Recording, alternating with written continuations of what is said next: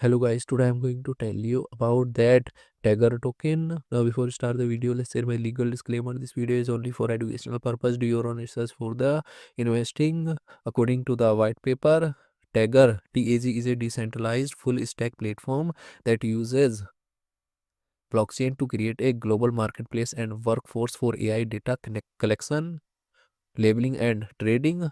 Solves AI data bottleneck by providing a seamless platform for sourcing and processing the high quality training data that AI models require. Leverages blockchain for authentication using a data passport system to manage ownership access rights and enable secure on-chain data trading. Operates a DCOP operates a decord model that coordinates a decentralized workforce with instant crypto native payments, replacing traditional corporate structures.